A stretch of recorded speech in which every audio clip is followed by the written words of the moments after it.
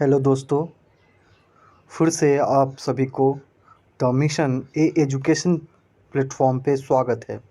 मैं विपिन भगत आप सभी के बीच फिर से जीके एंड जीएस का मिश्रित क्यूज आप सभी के बीच लेके आया हूँ। अगर आप यूट्यूब पे देख रहे हैं, लाइक एंड सब्सक्राइब करें। अगर फेसबुक पे है तो लाइक करें। Thank you. चलिए अब क्वेश्चन की तरफ चलते हैं। पहला क्वेश्चन है, जनवरी 2023 में किस राज्य ने राज्य के विभिन्न हिस्सों में जातीय सर्वेक्षण शुरू किया था? आंसर है बिहार। अगले क्वेश्चन की तरफ चलेंगे। आनंदपुर साहिब निम्नलिखित में से किस राज्य में स्थित है? आनंदपुर साहिब किस राज्य में स्थित है? आंसर है पंजाब राज्य। तीसरा क्वेश्चन है, प्रथम जैन सभा का आयोजन कहाँ किया गया था? पाटलिपुत्रा। इनमें थोड़ा एक्स्ट्रा फैक्ट जानते हैं। प्रथम जैन महासभा का आयोजन 300 ईसा पूर्व में पाटलिपुत्र वर्तमान पटना में हुआ था। इन समय के राजा जो था चंद्रगुप्त मौर्य थे।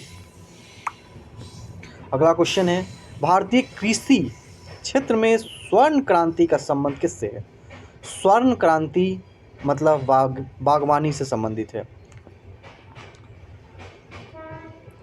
अगले क्वेश्चन है, निम्नलिखित किस वर्ष में अंग्रेज ने संथालों को बसाने के लिए भूमि के एक बड़े क्षेत्र को दामिन ए कोह के रूप में सीमांकित किया था?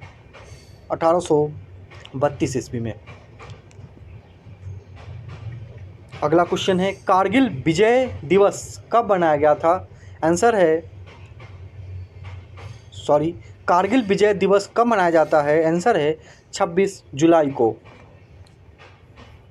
अगले क्वेश्चन की तरफ चलेंगे। अगला क्वेश्चन है, भारत में स्वराज दल की स्थापना किसने की थी? आंसर है श्री कृष्ण सिंह।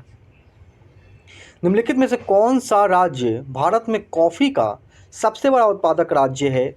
आंसर है कर्नाटक। अगला क्वेश्चन है, जर्मनी, इटली और जापान को संयुक्त रूप से किस नाम से जाना जाता था? आंसर है धुरी राष्ट्र। किस युद्ध में हार के बाद मुगल सम्राट ने ईस्ट इंडिया कंपनी को बंगाल, बिहार, उड़ीसा के दीवानी का अधिकार प्रदान किया? बक्सर का युद्ध।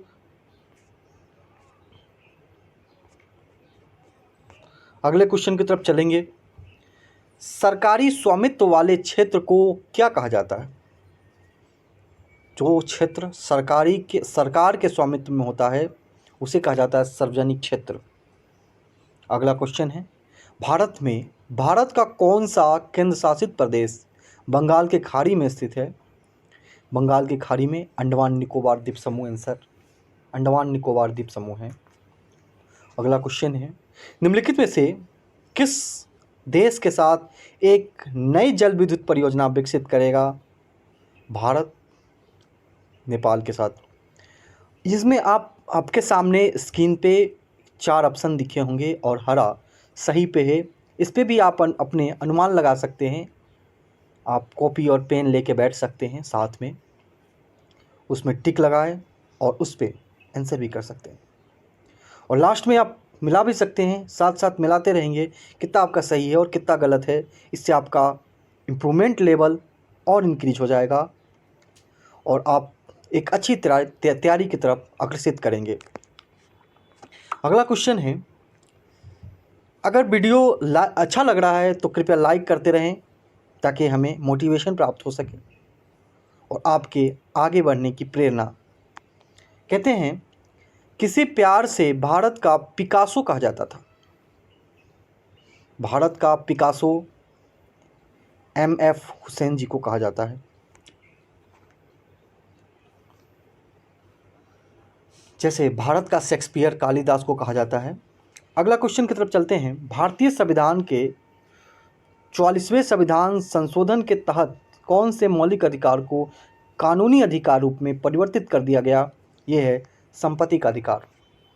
अगले क्वेश्चन की तरफ चलेंगे।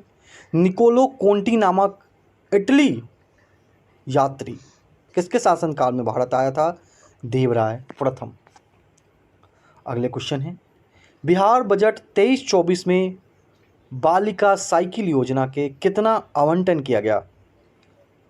बिहार की बजट की बात करें 23-24 में ये 50 करोड़ था। अगला क्वेश्चन है, 1920-22 के असहयोग आंदोलन जो महात्मा गांधी द्वारा चालू किया गया था,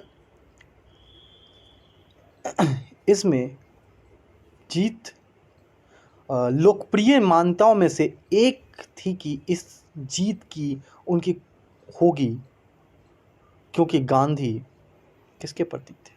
गांधी धर्म के प्रतीक थे। अगला क्वेश्चन है, 2023 में मंगलामुखी समुदाय की सक्रिय भागीदार सुनिश्चित करने के लिए राज्य चुनाव आयोग द्वारा राज्य चीन के रूप में किसे नियुक्त किया गया था? मोनिका दास। इसमें कुछ एक्स्ट्रा फैक्ट जानते हैं। चुनाव आयोग ने चुनाव प्रक्रिया में ट्रांसजेंडर समुदाय के सक्रिय भागीदार के लिए मोनिका दास को बिहार में स्टेट आइकन बनाया था। मोनिका दास ट्रांसजेंडर समुदाय से ताल्लुक़ रखती है और 2020 में राज्य की पहली ट्रांसजेंडर पीठासीन अधिकारी थी। अगले क्वेश्चन की तरफ चलेंगे। कहते हैं, जनगणना 2021 के अनुसार भारत के किस राज्य का लिंगानुपात सर्वाधिक है? केरल।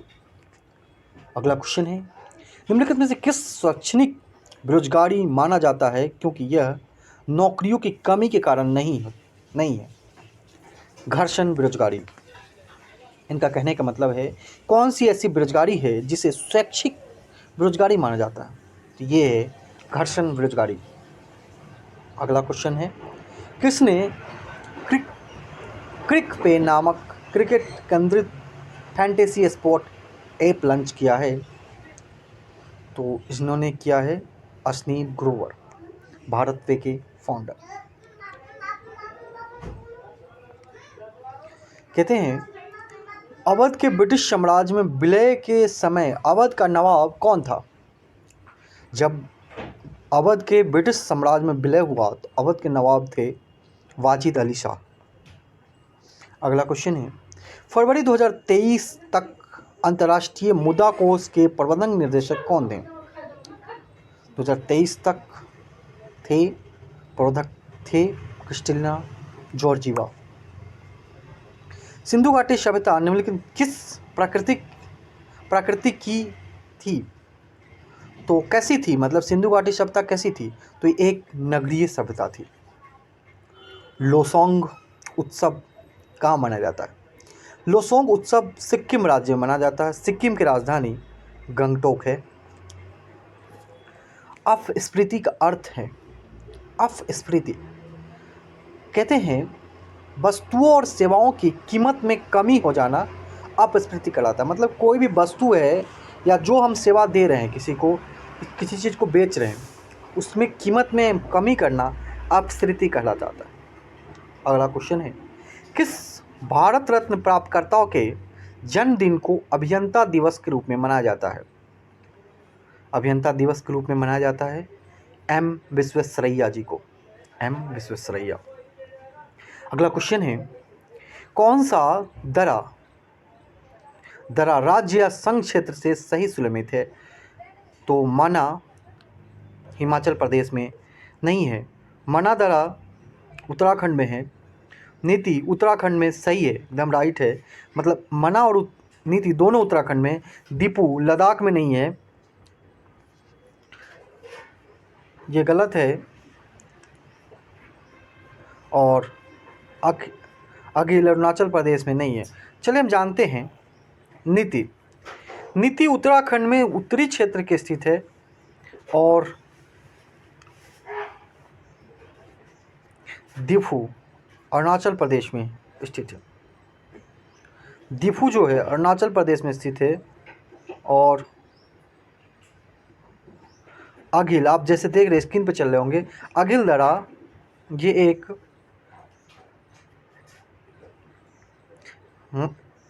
भारत और चीन के मध्य क्षेत्र को जोड़ता है, तो इसमें जो मिलाया गया था ये सही नहीं है। अगले क्वेश्चन की तरफ चलते, मतलब इसमें हम सीधे याद रखेंगे। अब कुछ बातें, माना और नीति तो उत्तराखंड में है, दीफू अरुणाचल प्रदेश में है, अघिल भारत और चीन के सीमा पे है। अगला क्वेश्चन है, भारत में अंग्रेज गवर्नर बॉम्बे के गवर्नर थे जिन्हें औरंगजेब ने देश से निकाल दिया था, तो ये थे sir John child. Sir John child. निम्नलिखित में से कौन सा भारत का एक गैर संवैधानिक निकाय है? राज्य मानवाधिकार आयोग, वित्त आयोग संवैधानिक निकाय है। संघ लोक सभा आयोग यूपीएससी भी एक संवैधानिक निकाय है। निर्वाचन आयोग संवैधानिक निकाय है।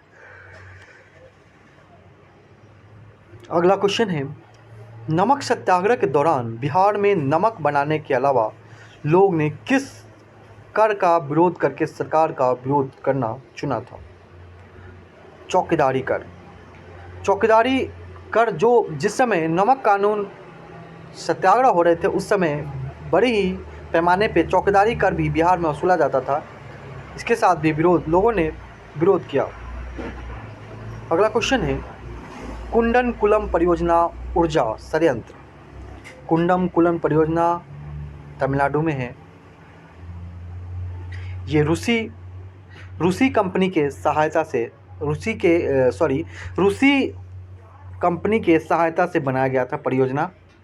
अगला क्वेश्चन है, मुख्य क्षुद्र ग्रह बेल्ट का पता लगाने के लिए किस देश ने हाल ही में एक महत्वाकांक्षी अंतरिक्ष मिशन का अनावरण किया है? वो किया है यूएई, संयुक्त अरब अमीरात। अगला क्वेश्चन है, मई 2030 में बिहार राज्य का खेल प्राधिकरण BSSA द्वारा आयोजित स्पोर्ट्स कॉन्क्लेव 2002.0 का उद्घाटन किसने किया? तेजस्वी प्रसाद यादव। बिहार में होम रूल के अध्यक्ष कौन थे? मजरूल हक। मोहनजोदाड़ो की नृत्य करती हुई लड़की की मूर्ति निम्नलिखित में किससे बनी थी? वो बनी थी कांसा से। अगले क्वेश्चन है, संविधान सभा के राज्य समिति के अध्यक्ष कौन थे? जवाहरलाल नेहरू। अगला क्वेश्चन है, निम्नलिखित में से कौन सा दो कर अप्रत्यक्ष है? अप्रत्यक्ष। बिक्री कर और आयकर हम सभी देखते हैं, बिक्री कर और आयकर प्रत्यक्ष कर है। बिक्री कर और धन भी प्रत्यक्ष कर है। इसमें धन कर प्रत्यक्ष है, आयकर प्रत्यक्ष है, लेकिन बिक्री और उत्पाद शुल्क भी अप्रत्यक्ष है। आयकर और उत्पाद शुल्क, आयकर जो है प्रत्यक्ष कर है। अगले क्वेश्चन की तरफ चलेंगे, निम्नलिखित में से किस शासक ने जीतल नामक तांबे के सिक्के जारी किया था? जीतल नामक तांबे के सिक्के इल्तुतमिश ने स्थापित किया था। भारत एक क्वेश्चन इनसे और बता सकते हैं कि इल्तुतमिश का शासनकाल 1211 से 1236 ईस्वी तक था और इनका ही पुत्री जो भारत पे शासक करने वाली प्रथम सुल्तान बनी थी रजिया बेगम। अगला क्वेश्चन है,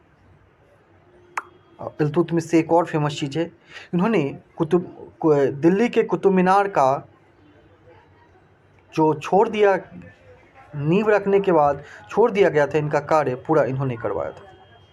अगला क्वेश्चन है, भारत के उपराष्ट्रपति के रूप में आयु की पात्रता क्या है? 35 वर्ष होनी चाहिए। भारतीय परमाणु कार्यक्रम के जनक के रूप में किसे जाना जाता है? भारतीय परमाणु कार्यक्रम के जनक के रूप में होमी जहांगीर बाबा जी को जाना जाता है। अगले क्वेश्चन की तरफ चलेंगे, वित्तीय वर्ष 2023-24 के लिए बिहार बजट में किसने प्रस्तुत किया? बिहार बजट विजय कुमार चौधरी ने किया। विजय कुमार चौधरी। अगले क्वेश्चन की तरफ चलेंगे, निम्नलिखित में से कौन सा वन प्रकार भारतीय भूमि पर अधिकतर क्षेत्र में आच्छादित करता है, मतलब पाया जाता है? उष्णकटिबंधीय पर्णपाती वन। उष्णकटिबंधीय पर्णपाती वन। अगले क्वेश्चन है, ग्रैंड कैनियन किस देश में स्थित है? ग्रेट कैनियन अमेरिका में स्थित है। अगला क्वेश्चन है, ISFR रिपोर्ट में किस संस्था द्वारा तैयार की जाती है? ISFR रिपोर्ट भारतीय वन सर्वेक्षण द्वारा प्रतिपादित किया जाता है और वन अनुसंधान केंद्र देहरादून में है। अगला क्वेश्चन है, भारत कितने देश के साथ अपनी भूमि सीमाएं साझा करती है? भूमि के साथ साझा करते हैं 7 देश और टोटल 9 देश के साथ साझा करते हैं। अगला क्वेश्चन है, रेड क्लिफ रेखा भारत और पाकिस्तान के बीच सीमा साझा करता है और मैकमोहन रेखा भारत और चीन के बीच। अलमाटी बांध किस नदी पे है? अलमाटी बांध कृष्णा नदी पे है। अलमाटी जो बीजापुर मतलब कर्नाटक में है। अगला क्वेश्चन है, अंतर्राष्ट्रीय महासंघ संचालन संघ फुटबॉल फीफा का मुख्यालय निम्नलिखित में से किस देश में स्थित है? आंसर है स्विट्जरलैंड।